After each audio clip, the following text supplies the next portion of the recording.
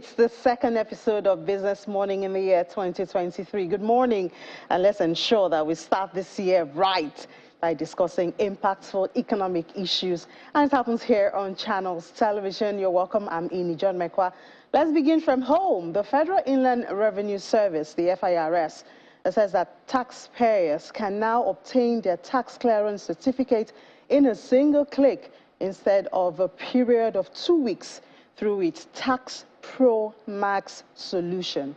It was in a statement that the service released and explained that this functionality was in line with its objectives to make the lives of taxpayers easier and ensure the ease of doing business in the country. Meanwhile, the FIRS mentions that a taxpayer could only generate their tax clearance certificate on the Tax Pro Max platform when they did not owe any liabilities, among other conditions set out for the use of the platform. Still talking about Nigeria, the Lagos Chamber of Commerce and Industry says the same factors which drove Nigeria's macroeconomics in 2022 prevalent in the new year. The Director General, Dr. Chinyere Alomna, believes that rising inflation rate, tight monetary policy, an unstable currency, foreign exchange scarcity, debt burden, currency management, food supply disruptions, exchange rate volatility, and election spending will continue to lead decline of aggregate demand. However, the Chamber expects growth in sectors like the manufacturing, agriculture, transport, telecommunications, and trade, although they say this will be on the basis that the federal government sustains its targeted interventions in some select critical sectors and frees more money from subsidy payment. Dr. Amnona is also asking for sound monitoring and evaluation over the budget allocations to capital projects and defense spendings. Well, in line with that, yesterday we did talk about the finance bill with Dr. Mude Yusuf, who was our very first guest in the year. We'll bring back that part of what he says, that if the President Muhammadu Buhari, assents to the 2022 finance bill in its current state, then investors will be overburdened because of the new taxes and some adjustments which has been made to that bill. This. In addition to issues of import duty, all other levies that you have to pay. And we are now coming up with this kind of bill in the finance bill 2022. It's a lot of pressure.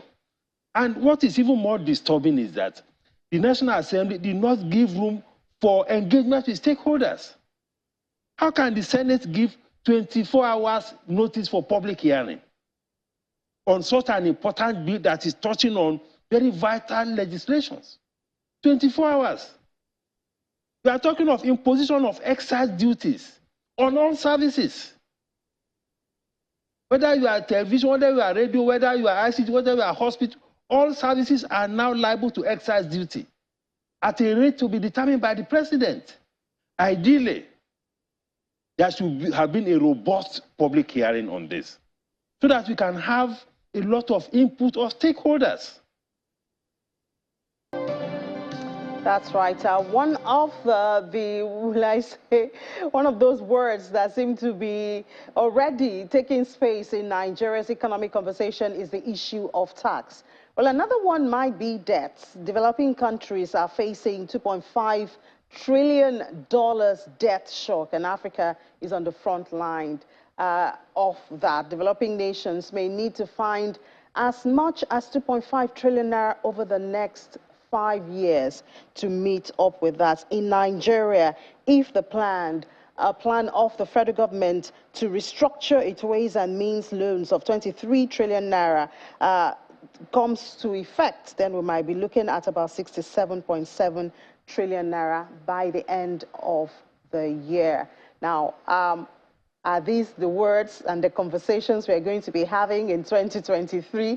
What are those economic trends we expect this year? We have joining us now in the studio, Mr. Taiwo Yedele. He's a fiscal policy partner and Africa tax leader with PwC. Good morning, sir. Thank you so much for your time this morning. Morning. Thank you for having me. Yeah, so last year, at the end of the year, we did, some words, some buzzwords, for 2022. And of course, we had inflation, we had debts, we had hikes, CBN interest rates hikes and all of that. This year seems to be starting in Nigeria because yesterday we had to discuss the fiscal finance bill, 2020 finance bill, which is supposed to come into effect on the 1st. We have some other taxes, so it seems like tax is already dominating conversation even early in the year. And of course, we are carrying over the issue of debts, which was not resolved. We also have issues like subsidy, because we still have the petrol queues out there, and that reminds you that there's still subsidy that is being paid, and yet the people are paying more than the regulated price. Indeed. So from your perspective, what are the trends we should expect this 2023?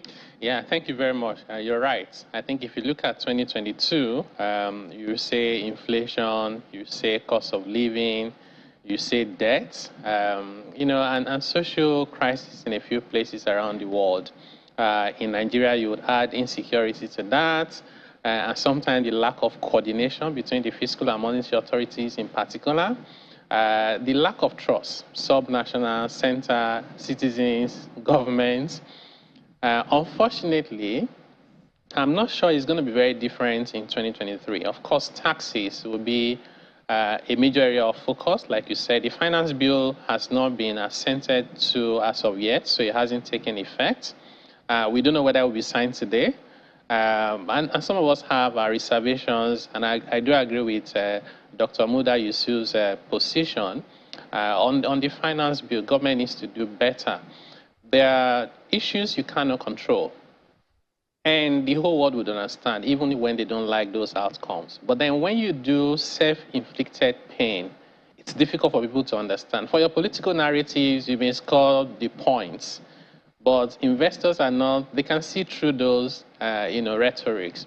So the trend I expect this year, of course, inflation will still be a major part of it. High interest rates will be a major part of it.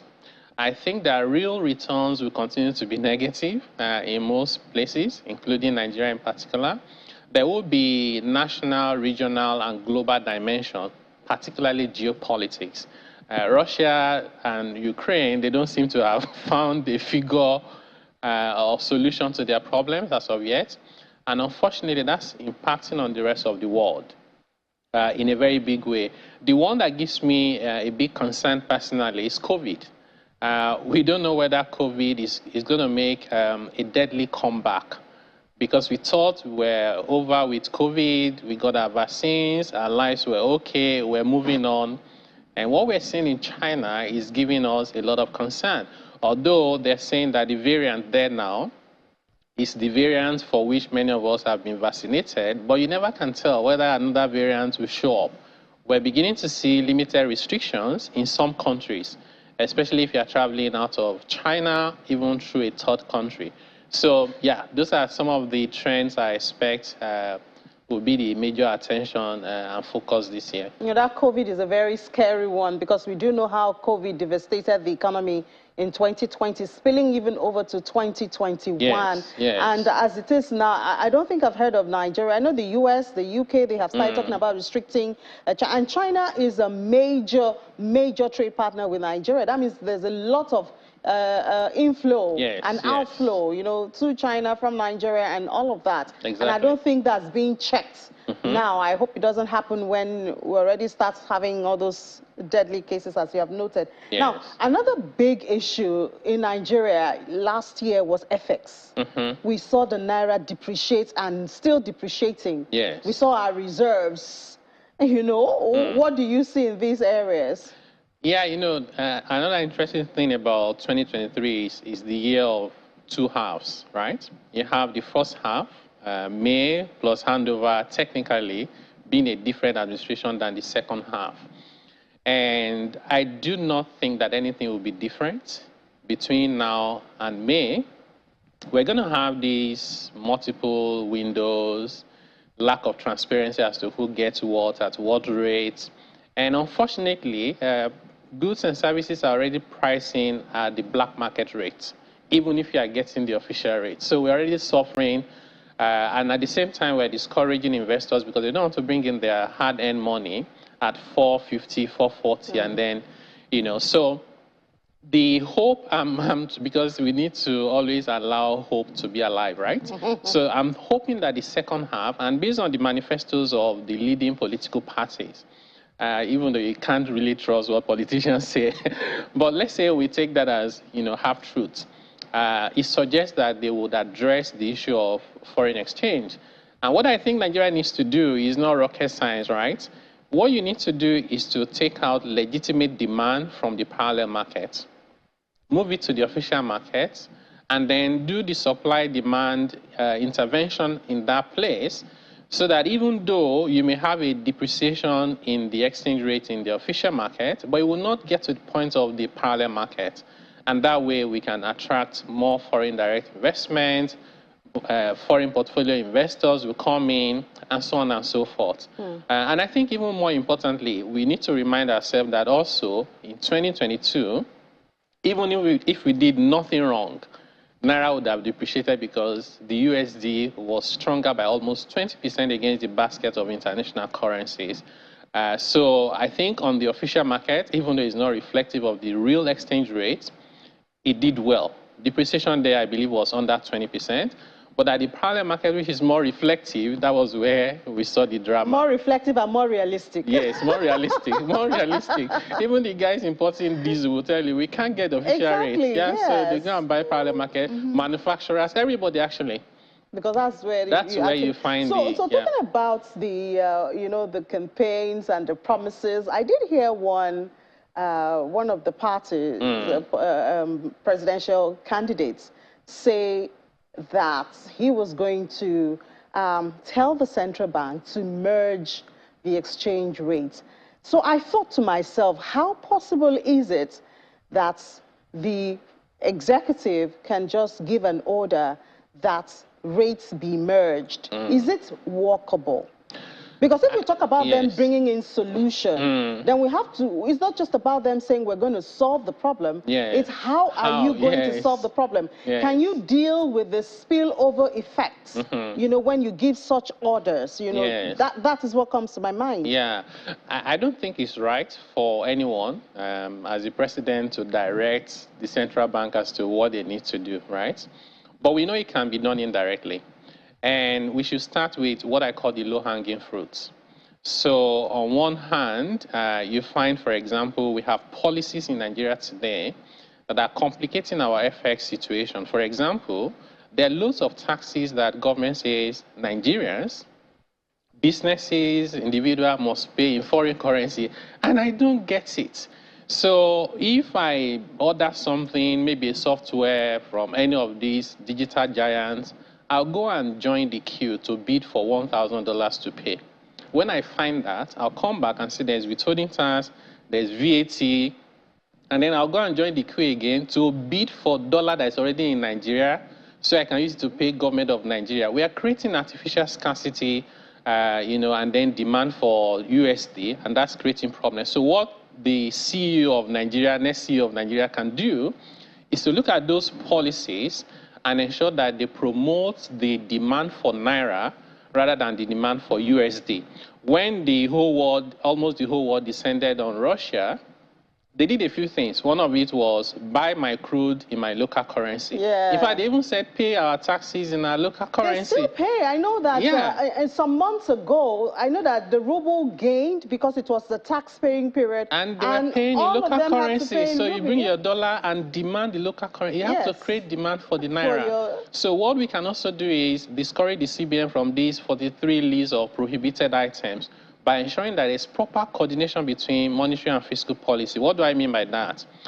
If importing toothpick is not illegal in Nigeria, I will allow you to import toothpick.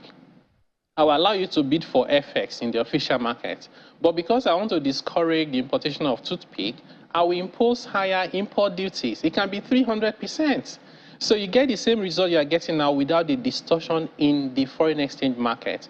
Those are the things I believe that the next president can do without necessarily taking away the autonomy of the CBN, because that's important, not only for the investment environment, but generally for good governance. But why does it seem so difficult to have one rate?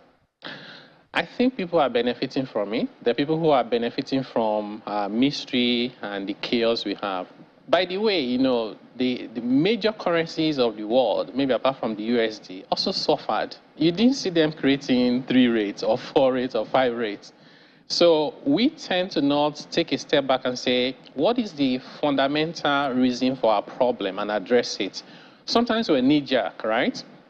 So if this is not working, let's do RT200. Anybody that is exporting, do another one. You say, well, if you're bringing dollar from the diaspora, let's add 5 naira to it. These things never solve any problems. So we need to take a step back and say, how can we fundamentally have one harmonized rate without creating problems that, in my view, I don't think that if you now harmonize the rate, it will now go beyond the parallel market. It's unlikely, right? It can't go beyond the parallel market. It can only get better and somewhere settled between the I and E window and the parallel market. And that way, you can, I have multinational clients who have hundreds of millions of dollars to bring in. They're not bold enough to bring in the money. Because of that. Yeah, there's so much uncertainty and distortion just in the before market. we let you go, yes. It looks like the budget might get signed today. It got increased by about 1.3 trillion naira yes. by the lawmakers. Yes. We're still talking of deficits and financing and debt burden and all of that. And then there's also the issue of implementation. You know, when we discussed the finance bill yesterday, we see all those taxes, the tertiary, the police, the NYSC, and we thought that if these taxes are actually making impact as they're supposed to, I don't think Nigerians will complain so much because we'll be feeling the impact. Yes. So now, if we have a budget of over 21, almost 22 trillion naira, and then we have this deficit and the debt burden contributing to that amount we gave for Africa's debt burden, you know, how do we make our budgets trickle down more? You know, so it's not just a number to the average Nigerian. It's actually something that an average Nigerian can sit down and watch and say, oh, the budget for this year is 21.83 trillion naira. I believe that this part and this part is going to have an impact on my everyday life and my living or my income. Yeah, so I think fundamentally there is a problem with our philosophy. Because I think next to the Constitution, the next most important document for a country is the budget. So we think that government can solve our problem and they must fix road and do everything. So you see a lot of attention on government wanting to do almost everything, rather than creating the enabling environment for the private sector to do it and you just regulate. That has to change. If you look at the increase in recurrent expenditure over the past few years, it's unbelievable. We are not living and spending our money as a country like a country that is in need, right? That is struggling to raise revenue. The lawmaker not only added 1.3 trillion to our deficit, they also passed a supplementary budget for last year, few days to the end of the last year, almost 1 trillion. At the subnational level, the state have a budget deficit of around 5 trillion. Now, if you put all of that together, it means that debt would increase this year. I was going to say next year. Interest rates are going up. The debt service cost to revenue ratio would also go up. And it's concerning for me personally. I think that in the finance bill, government could have been a little bit more intentional to focus on the areas that are most important to Nigerians to make us move the needle and allow businesses to thrive. You should not be planning to increase the CIT rate for gas flaring company in quotes to 50% when the whole world is saying, can you help us provide gas? And they are willing to bring their money. Now, you just created a problem for the investors not to come here. Maybe they should go to Mozambique. You are increasing tertiary education tax rate from 2.5 to 3%. It was only just increased 2021. And over the past 10 years, 2 trillion naira, over 2 trillion has been raised. Nobody is saying, how has this 2 trillion been spent? Those are the things we need. We need to tell Nigerians and Nigerian leaders and the next CEO of Nigeria, not only what they must do, but what they must not do. Because most times we tend to solve one problem, we create 2 other ones, and that's not helping us to move forward. Wow. All right. Thank you so much, Mr. Taiwo Idile. It's a pleasure. We certainly do have a whole lot to chew as we begin the year on very serious notes. Thank you so much, Fiscal Policy Partner and Africa Tax Leader with PwC, for sharing your time and views with us this morning. Thank you for having me. All right. We'll take a break. And yes, the president may be signing the 2023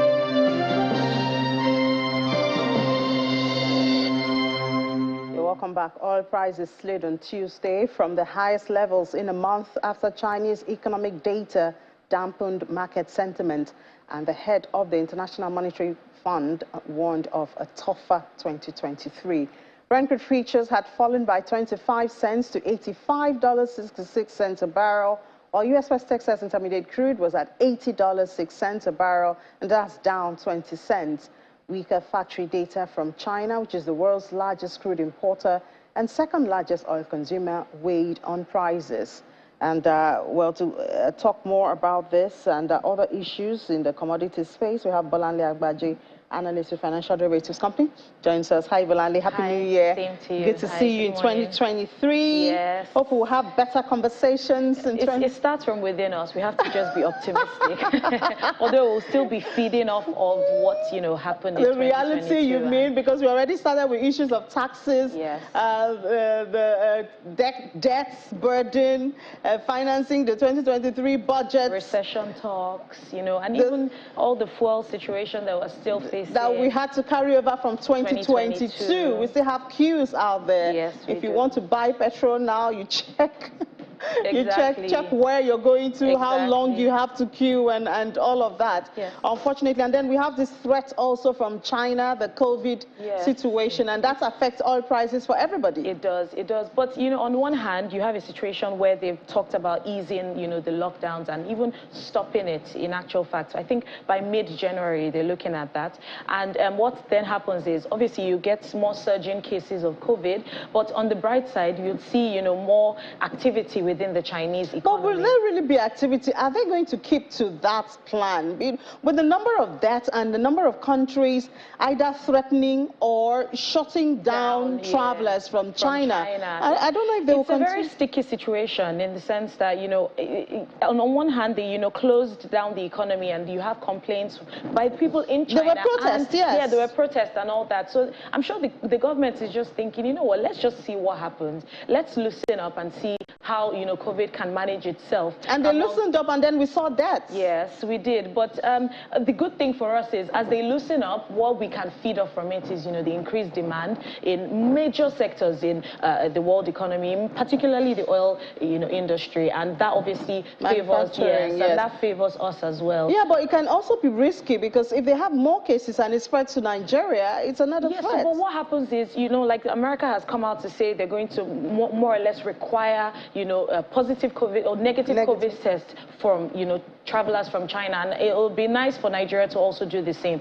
and make sure they don't bring in, these COVID cases from China and from other countries as well. Yeah, because so those measures have to still be in place. Yeah, because I think it's is it less than a month ago that Nigeria dropped all the requirement for travelers and all of that? Well, as a lot of analysts have mentioned, it seems COVID is here to stay for a while, and it will just be nice for, economies to form and find a new normal around this, situation that's going on. I guess that's what they call living with COVID. Yes, living with COVID.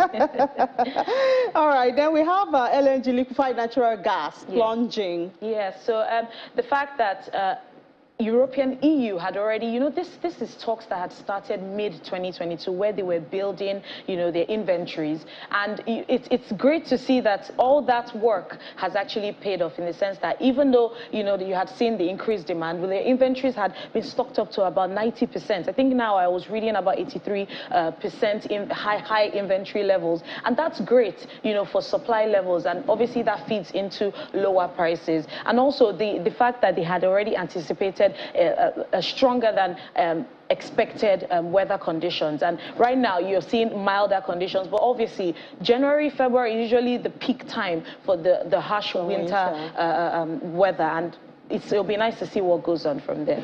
But I think the sad thing is, even when the price was soaring, Nigeria couldn't take advantage of it. I think in Nigeria now, we're still trying to balance ourselves and try to, once the elections, I think once we have a situation when we've done the elections, we can now go back to our new normal and face what's in front of us, and that's the economy. I think we would actually see, this balancing situation for us. That's a major slice of optimism optimism there, Bola. No, it is, because, and I'm really happy that the elections are happening, you know, in the beginning of the year. So we do have time to balance out before the end of the year. I'm very hopeful that by the end of the year, we'll see inflation numbers go down. We'll see... Yeah, because Kenya is already seeing a depreciation of inflation. Doing great. I'm jealous. Their coffee production is really high. They're exporting a lot, and they're really benefiting. And food prices is reducing. Yes, I wonder how they're doing that. Well, you know, it's not just now. It's acts that had been done, you know, from the beginning of last year, even from 2021, and obviously they're reaping the benefits of that now. So I'm quite sure that from all the plans that we do have from last year and from the beginning of this year, and when there's this balance out of, you know, the uncertainty in the market, we would, you know, hopefully fall in the same situation as Kenya. But Kenya well, I guess it's not just a matter of hope. I believe when you read about some of these countries, Angola benefited from, they're intentional plans that are carried out to put the country in a situation where they can benefit from what's going on globally and not just get hit. The dollar strengthens, then we get hit. Price of oil goes up. When we're supposed to benefit, our subsidy goes up, and then, you know, we just get hits from everywhere. We still have that lingering effect on the side, and that's corruption. And we're still trying to, you know, make sure that we're battling this particular issue. But in any sense, when you have that on the back burner of some of these policies, it doesn't allow that to translate, or the full effect of those policies to translate in the economy. And I think that's our major issue here. In all those other countries, when you look deep, in fact, when you travel to some of those countries, you would feel the discipline in the air. You know, a lot of the individuals that live in the economy, they're supportive of the policies. They do things the right way, and that translates to the individual within those economies. But if you're looking at, you know, a lot of Nigerians, everybody's trying to find ways to, you know, bend the system and, you know, cheat from the system. And I think that's what translates in the economy. All right. Okay, so I just learned that the president has signed the 2023 appropriation bill, the budget. If we could have that visuals from our control room, there you have it. It's already been signed.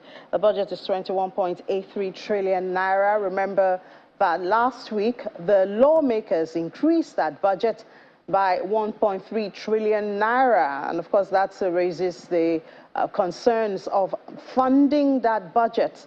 We still have the supplementary budgets, which was signed, about 819 billion naira. And then we have the Ways and Means, which is proposed to be converted. You know, and of course that will also be another debt to be serviced by the federal government, and all will be on the budget and the financing of the budget for 2023. So, Bonale, you know, the issue of financing the budget, the issue of debt, debts and versus the revenue, the debt-revenue ratio, and it's not just for Nigeria, we do know that, but let's face our country, because it seems like if we were doing some things right, we would not have to import or borrow so much. If we could go back to our mineral resources, for instance, the CBN has been talking about non-oil exports, ease of doing business, and yet we are talking of taxes that will most likely scare away investors. We are talking of gas flaring, and we see Europe looking for gas. You know, so So, you know, we come several times to talk about commodities and, you know, the benefits of improving and, you know, investing in some of the commodities that we are, you know, God has really, you know, put in the country so we can benefit from. And it seems like we're still going to be struggling to make sure that we actually benefit from this and more or less develop a comparative advantage. But I think the issue around the budget and the bills and all of that is the fact that a lot of the revenue revenue that is generated is being spent on recurrent expenditure. And that is a continuous battle for Nigerians. We still use some of these revenues to service, our debt. And, there are lots of industries that are still hanging that can more or less create a ripple effect in the economy where we can actually benefit more, like the educational sector, the construction, all of that. So that has always been the problem, and it's still lingering. The good thing is, obviously, we're signing that now, so it means that the fiscal year from 2023 is, on board, and I'm sure that the government is trying so hard to make sure that they look for ways to fund it in such a way that they actually benefit from it. And obviously, we've seen reports that have mentioned that the agricultural sector has actually increased. I think it increased in Q3. Yeah, and I think about 1.8 or something. Yes, and that's good news for us. We would appreciate small wins, but we do have a lot of potential in this situation. And right now, even the price of cocoa is currently at about $2,600, dollars. We could actually benefit significantly from this and increase our, our revenues generated from some of these agricultural products. Earlier when you said that you go to some of these other countries and you actually feel the discipline and all of that, what came to my mind is perhaps it is because those citizens are being carried along, when the law is being made. For instance, the finance bill we are talking about, which is going to be the basis on which the budget is being operated or implemented. A lot of stakeholders feel that they have not been carried along. So what happens is those companies or corporates will look for ways to circumvent. I mean, do you understand? And that's where the corruption angle also comes into because play. They feel they're being cheated. Yes. Okay, I paid tax last year. What was the fruit of it? I don't have the roads. I don't have the electricity. I paid the tertiary education. ASU is on strike. We don't feel the impact of what we're paying. Why should I pay this year again? So people look for ways to, take the shortcut, and then the whole country suffers at the end of the day. It's a negative multiplier effect. So I'm not getting the benefits from this. I'm going to sabotage, the next thing. And obviously that feeds into the economy in a negative way. And unfortunately. Yes, very unfortunate, Bolanle. Thank you so much for sharing your views with us. I enjoy your optimism. I will keep at it. It's nice to start the year being optimistic. Just to have, that peace of mind. Okay. And survive it. Yes, and survive Thank you so much for your time. We'll see you again on Thursday. Thank you so much. Thank you so much. All right. Okay, so we'll be heading to the markets in a very short time because Will Ebong is on her way. I think she just took the flight that will take her into the studio to tell us. We do know that the markets were not open yesterday, but she always has a way. She always has one news or the other. I don't know if the market will be affected by the budget that the president has signed, but I guess Will will be in a better position to tell us. Hi, Will. So welcome to the new budget. Yes. And I know investors will start reacting. The market will react. Everything is going to react to it. It's more like we just come out of a high, or we're still riding on that high, and then the budget is coming. I hope it's not going to dampen investor sentiments, especially with the deficit we have and the supplementary budget of about 1.3 trillion. And we're wondering where are they going to the debt market. And we've heard that they've approved, the secularization of the ways and means now. And markets are going to be wondering how that's going to be priced. Yeah, so that's bond again for investors. But then the federal government has to be paying those investors. So that's higher borrowing costs coming to the government. And higher interest rates, and the dollar isn't smiling. It's not at all, Amy. So we're just going to delve right in and see how the market's going to respond to this. But we're just going to start with the equities markets close for last week, the final trading week for the December last year. So it was up 3.11% to above 51,000 points. The index was the highest in 4 months. That's the highest in 4 months that was recorded for the all-share index. Equity cap was standing at 27 trillion naira, and we're seeing Geregu closing at 29% last year. It was a fantastic close. Nestle was up 12.2% to close the final trading week.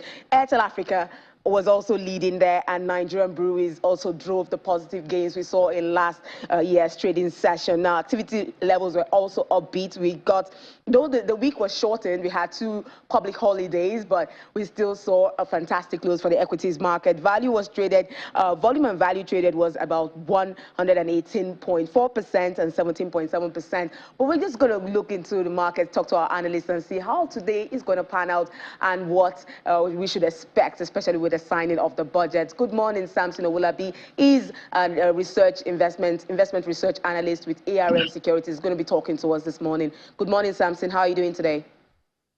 Yeah, I'm fine. Well, good morning. Happy New Year. Happy New Year, Samson. It's the first trading day of the year. 2023, Samson, and we're wondering how the market is going to close. But first of all, let's delve into the budget that was just signed. How do you think this is going to impact activities going forward? You know, it's a pre-election year as well, and we saw that the market didn't react negatively as expected. We saw more of a Santa rally. But what do you think this budget is going to do for investors that are coming into the new year, the first trading day of 2023? Okay, so thank you very much. Now, concerning that, what I can just see is that from the budget, from the budget, you can see that they approved total expenditure of 17.1 trillion against 16.3 trillion that was proposed in October by the president, and this is like over 700 billion was added to the proposed appropriation. The National Assembly also increased the oil benchmark price from $57 per barrel to $62 per barrel. And what you just we might see that how this might affect the market, and we might be seeing a situation that investors might be like more concerned about how it is going to, how the government can fund all these expenditures, based on the fact that our revenue has been dwindling for some time now, and also most of our revenue has been going to like ways on how to like fund how to like settle our existing debt. We have a huge debt profile, and debt servicing has been like on the rise. So these are the major factors. However, what I can just see from this is that since we do not have a lot of foreign investors in our market right now, we have the dominance of the domestic investors in the Nigerian market. So it is going to have limited effect. From my own point of view, it's going to have limited effect on the equities market. However, negative sentiments are still might still see a bit of negative sentiments, as investors might still be concerned about how they are going to go and how they are going to fund this budget. However, Nigeria is still in a better position compared to some other countries. So I do not see this really affecting the equities market like that. Thanks, Samson, for that insight. Well, we're looking at the year-to-date index for the all-share index, closing at 20%. Then we were ranked on the 4th best performing stock market in the world. The last time I heard this was in 2020, where we had were the best performing stock market globally. How do you see the stock market surpassing the headwinds we've had, disruptions, supply chain disruptions, Russian-Ukraine war, and the pre-election jitters? How did the stock market surpass all this? Well, concerning that, we can see that in the Nigerian equities market, the dominance of the domestic investors has been like on for quite a while now. And the past like 3 years now, we've been seeing that the domestic investors have been really the one that have been able to like dominate transactions on the Nigerian exchange. And also, when we look at it, also we can see that one of the things that caused more activities and a bullish run in the Nigerian equities market was based on the fact that the listing of Bar Foods earlier this year, and also the listing of Kirigu, those are some factors that also boosted investors, especially domestic investors, interest in the Nigerian market. And we can see that there were a lot of rally there. And also, as I've said before, domestic investors have been the major dominant people that have been dominating transactions on the exchange. And what this means was that in other markets, when investors have been like, let's say, shying away from the equities market due to the volatility, we can see that in markets like even the US and UK, you can see investors have been trying to like play safe and go to a safer, even just to like protect their investments. However, when we look at the Nigerian case, we can see that domestic investors have been like more active. So the let's say the exit or the exodus of these foreign investors and how they have been having negative sentiment did not really affect the Nigerian market. Okay. So these were one of the reasons why we have been seeing that the Nigerian markets have fared well. And when we look at H1 2022, we can see that yields were still lower in H1 2022, driving investors' interest more to the equities market. Okay, and so, with other factors that I've Samson, mentioned before, listing of Boafos and Gerigu, and also some strategic moves made by the NGX this year. So all these things boosted, let's say, investors' confidence in the equities market, and that's why we have been seeing this activity in the equities market. And also, although we can see that, let's say around October, November, there was a bit of, let's say, there was sell-offs in the market. However, by December, we can see increased, let's say, activities in the market, and we can link this to the Santa rally that we saw. So these are factors that also boosted activities in the equities market. Thank you so much, Samson. So just give me a quick one. How do you think the market will close today? First trading day, is it going to be bullish or bearish? Well, looking at that, I think I'm going to embrace the bears today. The bears are going to take over. The bearish. Okay, thank you so much, Samson Owolabi, investment research analyst at ARM Securities Limited, for sharing your insights on the program. So, Ini. Thank you very much. Hey, we're going to be looking at a negative close, that's what he says, but I don't know. What do you think, Ini? Don't worry, I'll be reporting the market tonight. I'll tell you then how the market closes. Thank you so much, Will. All right, so we will head to London now, and we do know that the year ended with strikes in the UK. Unfortunately, the year starts with strikes again in the UK, be it from the medical, we had the nurses, we had the ambulance drivers, we had the rails. It seems strike everywhere. Not a good way to start the year, but unfortunately, the reality that Juliana has to face. Hi, Juliana. Well, I would still say Happy New Year, even though Happy New Year with the strikes on, not a good one, but Happy New Year, Juliana. Happy New Year, Inni and Will. By the way, you guys look absolutely fantastic this morning. Oh, thank you, Juliana. So the strikes, I mean, get into the new year already. I think you've had 48 hours strike on. It's not great, unfortunately, and I would have liked to have echoed the previous guest you had in the studio who said that she wants to start the new year with optimism, but that is not going to be the case this week, as millions of commuters are being advised by the government to stay at home, because this week we are going to enter into the worst week of rail strikes that we've had in over 3 decades. The RMT union are conducting another series of 48-hour walkouts, which we've seen previously in the past a few weeks. But what is going to make this week even more tough is that we've got 2 48-hour walkouts, and on Thursday the RMT union are also going to be joined by the ASLEF union. Again, Inni, as we have discussed extensively, this is all about pay, jobs and conditions, and as you quite rightly said in your introduction there, it is not just affecting rail, it is across all sectors. And what is going to be a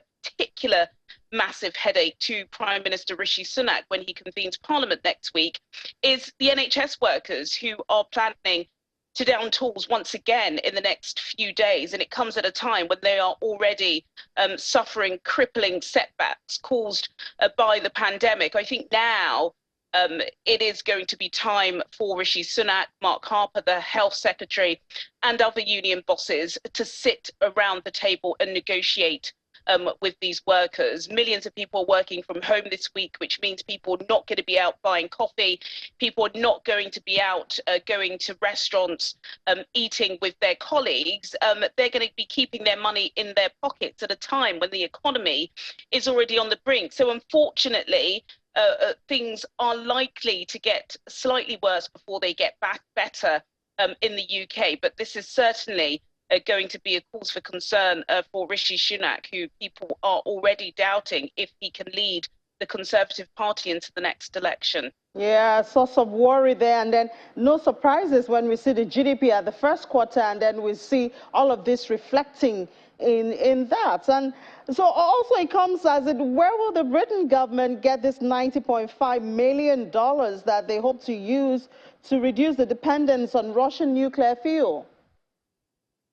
Well, there's always money in the defence budget, even if Ben Wallace, the Defence Secretary, would want more. There has been a statement released today, by the Business, Energy and Industrial Department, basically outlining what was agreed following a G7 gathering in the summer, that Britain wants to shore up its own domestic energy reserves. And it's not just energy, they also want to do that for nuclear power, which would ensure that Britain maintains its security. Now, when we talk about nuclear power, this particular £75 billion grant, which will be given to any a private business that's working within the nuclear sector, is to make sure that they can compete against the Russians, who we know have a stronghold on uranium. I believe they produce about 20% of the world's stock. And Britain wants a piece of that action, and they are willing to go to the 11th mile to make sure that that happens. I believe already 2 or 3 companies have already been signposted grants of up to £30 million by the government to ensure that they can fast track their nuclear infrastructure. The only issue is, of course, is yet again, this takes us away from some of the pledges that were made in Glasgow at COP26 and in Sharm el-Sheikh earlier late last year, about making sure that Britain becomes a clean and green energy producer. When it comes to nuclear power, that is absolutely impossible. But given that we don't see that the war in Ukraine is going anywhere soon, I think Britain just wants to make sure that it is in a top position to make sure that it can defend its borders domestically. All right, Juliana, thank you so much. We'll talk to you. We will talk to you at 1:30 later on today. All right, we'll just switch over to the crypto space and see how the crypto did yesterday, Laddie. Yeah, still a poor. Well, I think we should first apologize to Laddie. We've taken part of your time, so you just have a very short time left. Maybe you can pay for that in Bitcoin at some point. In Bitcoin at 16,000? I thought you asked for something better. Well, okay, more Bitcoin then. All right, look at the sentiment there, 26 points. It's still fear in this market. It looks like we're inching closer to extreme fear at this point. Look at the market cap this morning, back above the $800 billion level, up 1.14%. We see volume traded up 33.32%. We're seeing some action with some buying pressure with Bitcoin, but it's still ranging below that 17,000 level. Bitcoin dominance 39.85%. We look at the price of Bitcoin this morning. We see $16,731. This started that upward correction from the 16,500 level. Let's talk to Olumide Additional now, real quick. Hello, Olumide. Great to have you. Thanks for having me, Laddie. Happy New Year. Happy New Year, Olumide. And it's 2023, and we've seen 3 trading sessions now, and it's still underperformance for Bitcoin. But quickly, now I want you to tell me what the biggest risk is for Bitcoin in 2023. I think regulation and the US dollar. You could see that the US dollar is rising strongly against its peers this morning, and that's because the IMF chief spoke about global recession concerns, and she kind of reiterated that the United States seems to be immune if you look at the global market, and definitely that will be on risky assets. Also, regulation definitely will play a major role with the fall of FTX and other systemic crypto lenders in the ecosystem. The record amount of cash flow in 2022 really affected the market confidence, and that's really taking some period. So we really expect that regulation, at least in Q1, will bring in proper shape. But interesting thing are that we are seeing countries trying to be very innovative across the crypto space. And the UK, for example, they really highlighted tax exemptions for foreign investors in crypto market coming through their investment banks. So it just tells you that becoming competitive, and most definitely regulation will definitely shape in, as the Japanese right now have allowed them foreign stablecoin issuers to come into their market. So we are seeing interesting signs, but definitely what the United States brings to the table will determine if Bitcoin can really stay above $20,000 this year, or go back to Standard Chartered's forecast of $5,000 this year. Time will tell that. Yeah, time will tell, and we still have the contagion risk from the FTX fallout. Thank you so much, Olumide Adesina. Thank you. Thank you. All right, so Ini, there you have it. Biggest risk for Bitcoin this year, regulation. Regulation. Well, I don't think we've even gotten over that FTX. Oh, yeah, the contagion issue. is still there. It's still there, but we'll see how it goes. Yeah. Thank you so much, Thank Ladi, you. for that analysis. And that's where we draw the curtains on the program today. Thank you so much for being a part of Business Morning, the second run for the year. We still have a whole lot more. But that's it for today. Go out there. It's time to make money again. It's a new year. We have to spend money in December. So let's go out there. I'll see you at 10 p.m. during the stock market report and then 10 a.m. tomorrow.